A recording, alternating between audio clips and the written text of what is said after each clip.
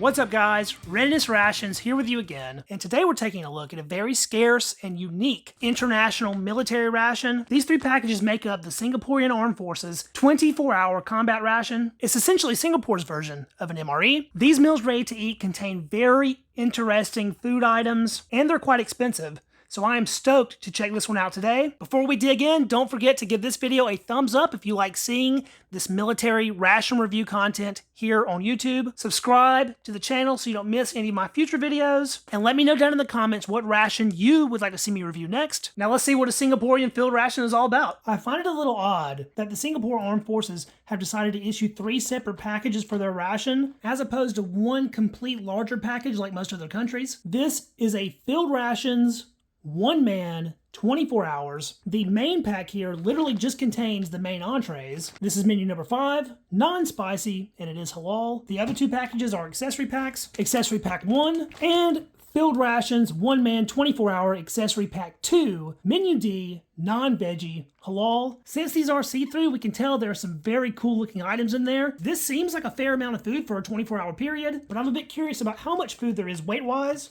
So our main pack is 979 grams, almost a kilo. Accessory pack 2 comes in at 500 grams on the nose, and accessory pack 1 is 256 grams. That adds up to 1.75 kilos in total, which is quite a substantial portion of food. Let's get into this accessory pack 1. The plastic bags this ration utilizes are decently thick. That includes a leaflet with the contents of all the accessory packs, with a full ingredients list of each item. That contains 2 50-gram apricot honey bars with a use-by date December 2023, and 2 Sats Food Services cocoa-flavored biscuits. Both of those sound delicious. Now for our accessory pack 2, that has the same leaflet as the other one. That has an 11-sheet pack of Premier tissues with a super cool penguin family. These look like a retail item. 2 packs of Lee brand original crackers, but despite being original, it does have an improved recipe. Mr. Bean soy granola blueberry bar, 40 grams. A 3-in-1 smooth and aromatic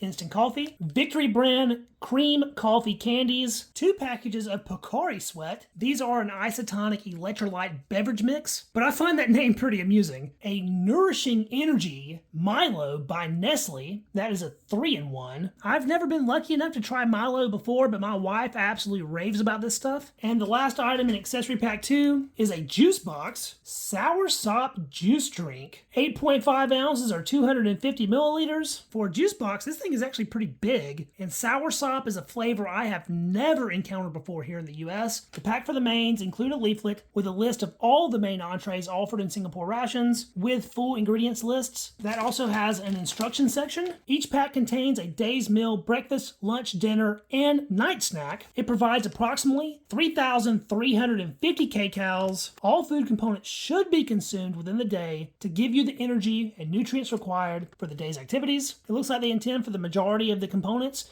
to be consumed directly from their package and utilized by the best before date. As usual, we're not following that suggestion. And then they list several methods for heating the ration. If you are on the move, eat the fruit bars or the biscuits to ease your hunger. Thank you. These retort pouches are a substantial 300 grams. The first one here is mushroom basil rice chicken, and then sweet pumpkin with barley and nata. No clue what nata is. And our last main entree is Javanese noodle with chicken frank. So noodles with chicken sausages?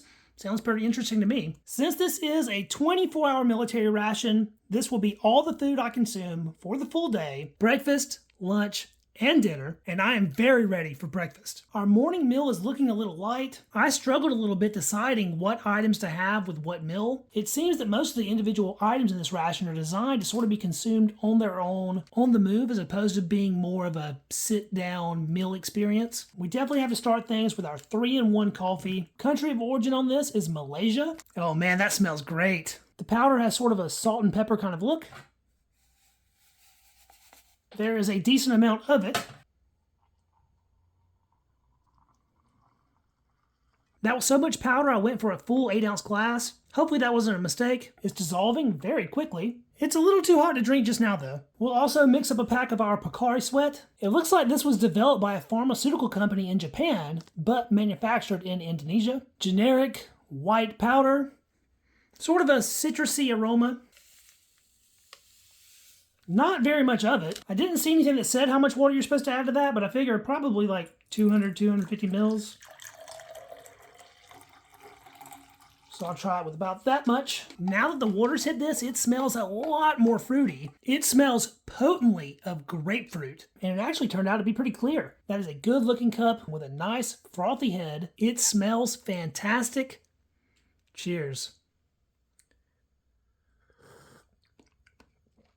Hot. That is sweet and nutty, very rich, creamy, but still retains a little bit of bitterness. Despite being a 3-in-1 instant coffee, this is a very robust and tasty cup. In my opinion, far superior to the vast majority of ration coffees you could ever encounter. Let's take a look at our soy granola blueberry bar. That's a good source of dietary fiber and dairy-free. Easy to open. Looks like 2 individual bars.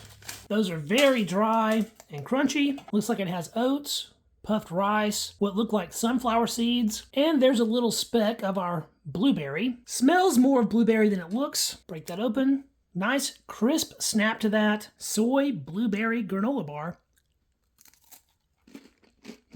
Super fresh and crunchy. I'm really liking the texture. The flavor is sweet and subtly fruity, a little bit floral in its blueberry flavor. It has a little bit of a honey taste, along with a slight molassesy flavor.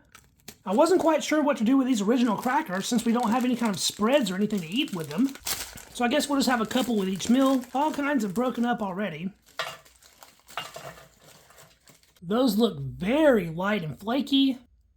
Crisp snap on that. Lots of air pockets. Virtually odorless.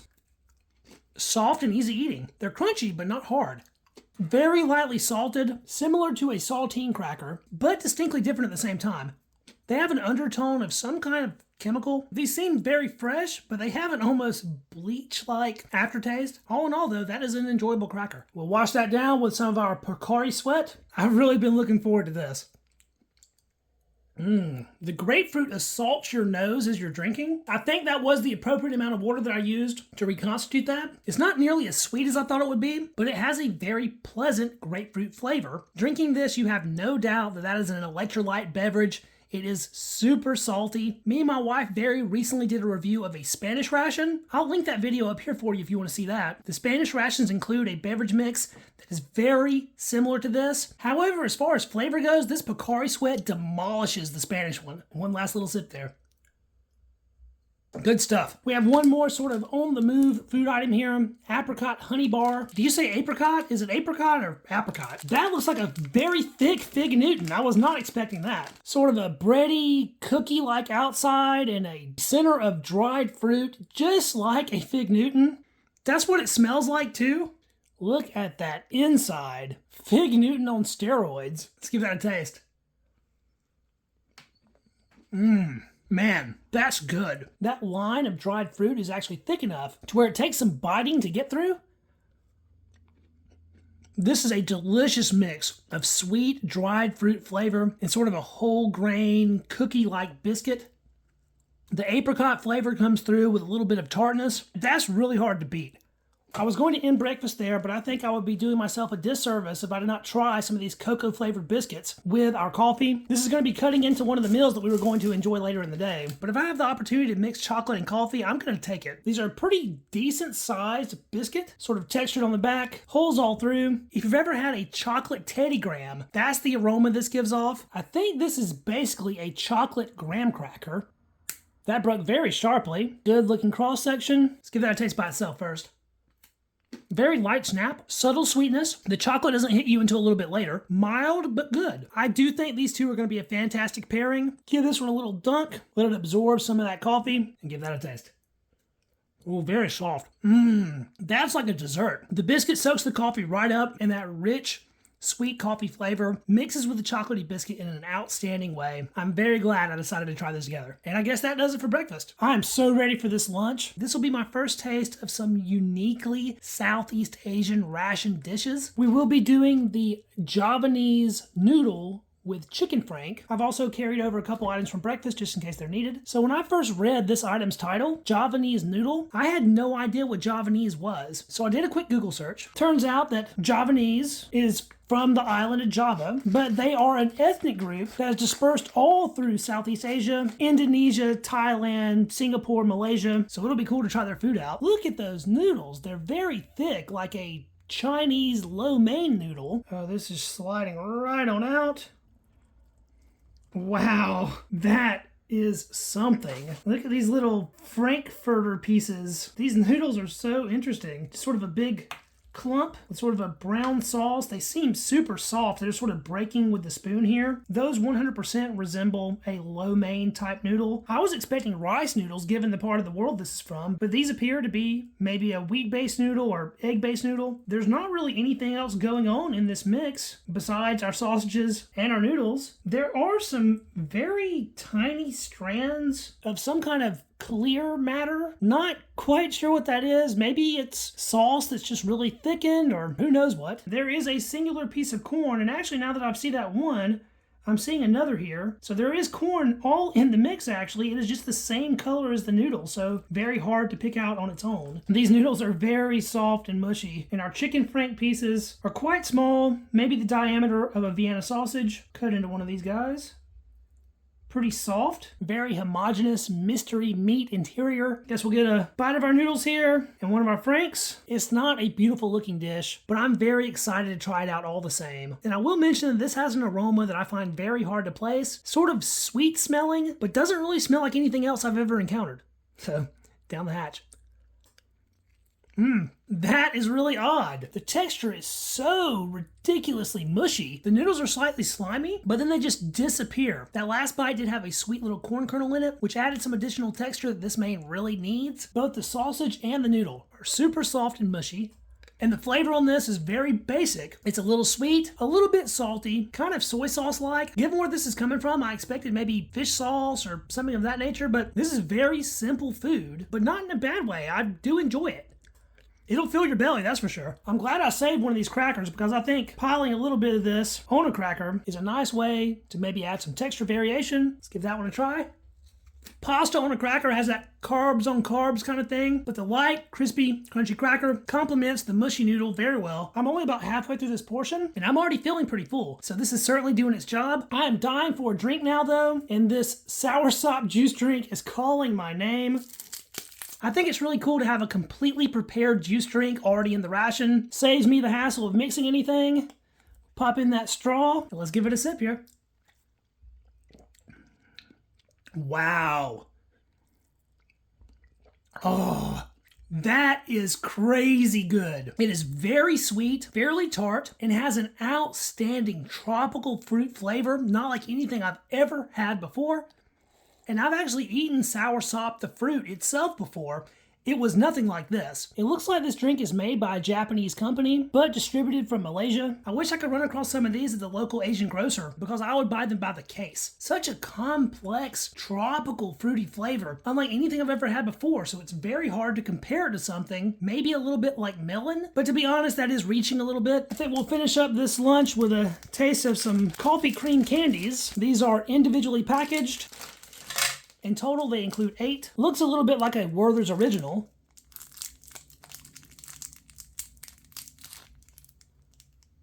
But very dark. There's no way I'm breaking that. I guess we just have to bite straight into it.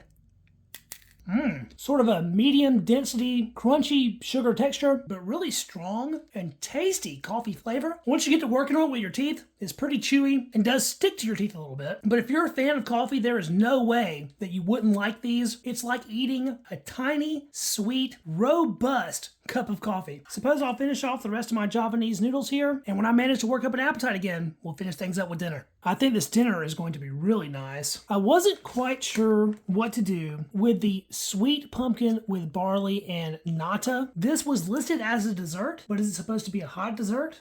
Or a cold dessert? Or just room temperature? I have no clue. So I think we'll go with room temperature, and hopefully everything turns out okay. For our final main entree, mushroom basil rice chicken. I do have this nice and heated. Just came off of a rolling boil. The powerful aroma this is putting off is almost shocking in comparison to what lunch smelled like. Look at this pasty retort pouch rice with little flakes of green basil. This is one of the best smelling dishes I've ever encountered in any military ration, period. It's coming out all in one piece, it looks like. This smells so good, I am almost speechless. I'm salivating at just the prospect of putting some of this in my mouth. Now, the rice is very porridgey and soft. I was expecting more individual grains of rice, sort of like a fried rice, but it's more of a very thick, soft rice porridge. There are a lot of chicken chunks in this, though. Some have more of a pink tone. There are little green flakes of basil all through the mix. And there's also a fair amount of what looks like mushroom. I don't see any vegetables, just creamy, porridgey rice, chicken, and mushroom, and a savory, herbaceous smell that is so good it's hard to put into words. I have an enormous bite here of porridgey rice and chicken. Here we go. Oh man. That is super smooth and creamy. The sodium level could not be better. The chicken is tender. The mushroom adds a little chewy bite that helps to round the dish out. And that aromatic herby basil adds all the flavor depth you could ever ask for. This stuff is killer. Man, that's so good. I was left a little bit disappointed with the noodles from lunch. It wasn't a bad dish. The texture was mundane though, and the flavors were a little bit too turned down for my particular palate. This chicken rice, on the other hand, is a near perfect dish in my opinion. If it had a little bit of a crunchy aspect, it would be a perfect dish. You won't hear any complaints from me though. In nearly 5 years of reviewing rations from all over the world, I can easily say this is one of the best tasting main entrees I have ever encountered, period. Part of me wants to turn the camera off right now and end this review, just sit here and enjoy my meal, and man is it good. But the show must go on. This Milo or Milo suggests 200 mils of hot water, and apparently this was supposed to be for breakfast. Oops. Oh well, I guess instead of starting the day with it, we'll be finishing the day with it. Let's tear into that. I've always been under the impression that Milo was supposed to be a cold beverage, sort of like a Nesquik or something of that nature. I was a bit surprised by the direction to prepare with hot water. I suppose it's going to end up sort of like a hot cocoa. That Milo powder doesn't smell like much. Little chocolatey and maybe a little malty. Try to eyeball 200 mils here. Guess that's about right. That's a very quick dissolving powder in this hot water. We'll follow up on that in just a moment. I think it's about time we check out our dessert here. Sweet pumpkin with barley and nata. Since I didn't know what nata was, I attempted to look it up. Some sources were saying that it was coconut jelly, while others were saying that it was a dairy product. That looks like a very soupy, dairied dish. That smells pretty interesting too. Oddly banana-like, even though there's no banana in this as far as I know. Look at those chunks. I think that's probably coconut jelly. It's a little bit too much for that one compartment, so we'll have to go over here to the next one. I can see some of those barley bits right here at the end. This is very unique. It's safe to say I've never encountered a dish like this before. So soupy and liquidy. We can see the barley floating around in the mix here. I suppose that this sort of orangish, yellowish color that's in the mix is the sweet pumpkin, and then these square bits appear to be a coconut jelly, so I'm guessing that is indeed the nata coconut jelly. I feel like this is something that should be served maybe over shaved ice or possibly with sticky rice just to thicken things up a little bit. As it is, it's more of a dessert soup. Guess we'll get a spoonful here. Coconut jelly right on top. There we go. Wow, that is something. After that first bite, I'm still undecided of whether or not I liked it. Let's go in for another here. Try to get some barley in this one because I don't think that first bite had any. That adds a little substance. I'm glad I didn't have this hot because I don't think that would help at all. This coconut jelly is the most intriguing ingredient by a landslide. It has a very surprising, sort of crunchy bite. Texture-wise, it reminds me a little bit of like a squid or maybe a sea snail. The flavor is mild but sweet. I love the texture of those jelly cubes. I can't isolate the flavor of pumpkin necessarily, but I can taste the barley. I love new food experiences, and this dish is exactly that. So I'm very happy that I got to try it. If I'm ever lucky enough to visit Singapore, I'm going to keep my eye out for this one. I would try a chocolate biscuit with that, but I think that sweet, fruity, I guess pumpkin-y flavor wouldn't really mix with chocolate that great in my opinion. With that said, here I go with the very next item being a chocolate drink. My very first taste of Milo, or I guess depending on where you are, Milo. That is very bland. The coffee we had for breakfast was 1,000 times better than this. This is chalky, very light chocolate flavor, not particularly sweet, not particularly creamy. In flavor, it closely resembles a hot chocolate, but it's like you took a Swiss Miss and deleted half the flavor. I do think it will be a good solution to dip some chocolate biscuit in though. That's much better. Once you add the milky, chocolatey, warm Milo to the chocolate biscuit, that's where the flavor's at. I suppose I should open these napkins to test them out, but this package is just too cool for me to do so. It might be silly, but I'm holding on to those as a souvenir. And that was our Field Rations 1 Man 24 hours from the Singapore Armed Forces. It was a very filling ration with impressive diversity, but far from a perfect ration in my opinion. I'm sure it's fantastic for what it was designed for. Individually packed items that are easy to consume on the move with substantial main meals in between. The one thing that it needs for certain is some type of spread for the crackers. Alone, these are fine, but if you had some jam or jelly, they would be top notch. But I want to know what you guys thought about the ration. Let me know your opinion down in the comments of this video and what you thought about the review in general. If you enjoyed the video, don't forget to hit the thumbs up to help it out with the algorithm. Subscribe to the channel so you don't miss any of my future ration review content. And of course, if you know someone else that you think might find this video enjoyable, please share it because that helps the channel more than anything else. Thanks so much for watching, guys. I truly appreciate it, and I will catch you in the next video. See you then. Peace.